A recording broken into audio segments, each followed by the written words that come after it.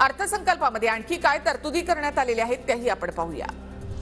10% मराठा आरक्षणाच्या विधेयकाचं कायद्यामध्ये रूपांतर विधेयक एकमताने मंजूर झाल्यानंतर आता कायद्यामध्ये रूपांतर। मुख्यमंत्र्यांची माहिती।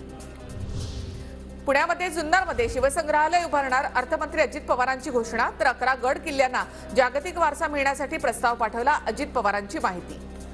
राज्यामध्ये 18 लघु उद्योग संकुलं स्थापन करण्यात येणार। लघु उद्योग संकुलांमधून रोजगार निर्मिती होणार। अजित पवारांची घोषणा।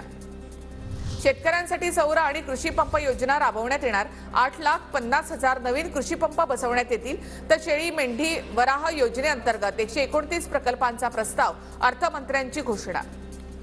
पाणी पुरवठा विभागाला 3,875 कोटी रुपये, 1 कोटी नळ जोडणीचं उद्दिष्ट। अजित पवारांची घोषणा।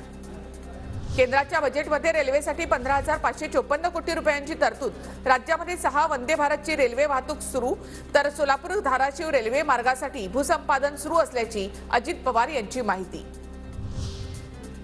प्रत्येक जिल्ह्यामध्ये 1 लाख महिलांना रोजगार उपलब्ध करून देणार। अंगणवाडी सेविका आणि मदतनीस यांच्या पगारवाढीसह 14,000 पदं भरण्यात येणार। वित्तमंत्री अजित पवार यांची माहिती।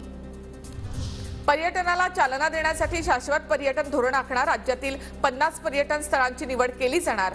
Theme park, water park, shopping mall आणि निवासी व्यवस्था करणार। विधिमंडळ परिसरामध्ये उपमुख्यमंत्री देवेंद्र फडणवीस यांच्या समर्थनार्थ बॅनर। देवेंद्र फडणवीस सगळा महाराष्ट्र आपल्या सोबत असा बॅनरवर उल्लेख। विधिमंडळ चौकामध्ये भाजपकडून बॅनर लावत फडणवीस यांना पाठिंबा।